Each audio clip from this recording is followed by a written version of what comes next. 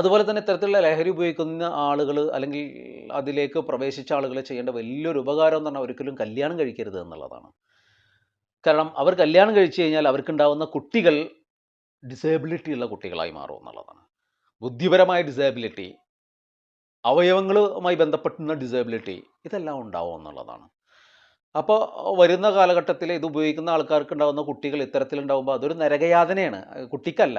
അല്ലെങ്കിൽ ഈ വരുന്ന കുട്ടികളേക്കാളും വലിയൊരു നരകയാതന എന്ന് പറഞ്ഞാൽ പാരൻസിനാണ്. അതായത് ഈ ലഹരി ഉപയോഗിച്ച ആ വ്യക്തിക്കാണ് ഇതിൻ്റെ ഒരു നരകയാതന ഉണ്ടാവാൻ പോകുന്നത് എന്നുള്ളതാണ്. അപ്പോൾ ശരീരം, അവൻ്റെ ബുദ്ധി, അവൻ്റെ മാനസികാവസ്ഥ, അവൻ്റെ കുടുംബ പശ്ചാത്തലം, അവൻ്റെ സാമൂഹ്യ പശ്ചാത്തലം, അവൻ്റെ കുട്ടികൾ, അവൻ്റെ കുടുംബം സർവ്വസ്വം നശിച്ചു പോകുന്ന ഒരവസ്ഥയിലേക്കാണ് ഈ ലഹരി എത്തിക്കുന്നത് മനുഷ്യനെ എന്നുള്ളതാണ്. പിന്നെ ഇതിന് തടയാൻ മാതാപിതാക്കൾക്ക് എന്ത് ചെയ്യാൻ പറ്റും? ലഹരിയെ വിമുക്തമാക്കാൻ, അല്ലെങ്കിൽ ഈ സമൂഹത്തിൽ നിന്നോ അല്ലെങ്കിൽ നമ്മളെ രാജ്യത്ത് നിന്നൊക്കെ ഒരു പക്ഷേ അത്ര വലിയൊരു ദൗത്യമായിട്ടൊക്കെ അവർക്ക് തോന്നിയേക്കാം. പക്ഷേ നിങ്ങളെ കുടുംബത്തിനകത്തേക്ക് ലഹരി വരാതിരിക്കാൻ നിങ്ങൾക്ക് എന്ത് ചെയ്യാൻ പറ്റും? അതാണ് നിങ്ങൾ ആദ്യം ചിന്തിക്കേണ്ടത്. പ്രത്യേകിച്ച് മാതാപിതാക്കൾ, പ്രത്യേകിച്ച് 8ാം ക്ലാസ് മുതൽ ഒരു ഡിഗ്രി വരെയൊക്കെ പഠിക്കുന്ന കുട്ടികളുള്ള മാതാപിതാക്കൾ ശ്രദ്ധിക്കേണ്ട വളരെ പരമപ്രധാനമായ ഒരു കാര്യമാണത്. എങ്ങനെ എൻ്റെ കുഞ്ഞിനെ ഇതിൽ നിന്ന് രക്ഷിക്കാം? അല്ലെങ്കിൽ എൻ്റെ കുഞ്ഞ് അത് ഉപയോഗിക്കുന്നില്ല എന്നുള്ള ഒരു ഉറപ്പ് എനിക്ക് ഉണ്ടാകുക. ആ ഉറപ്പാണ് പലപ്പോഴും ലഹരിയിലേക്ക് അവരെത്തിക്കുന്നത് എന്നുള്ളതാണ്.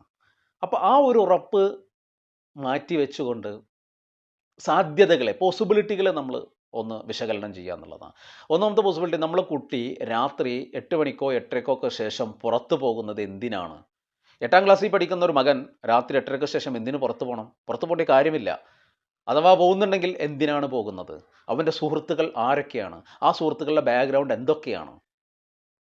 3, അവൻ എപ്പോൾ മടങ്ങി വരുന്നു, തിരിച്ചു വരുന്നു? ഈ തിരിച്ചു വരുമ്പോൾ ഇവൻ്റെ അവസ്ഥ എന്താണ്?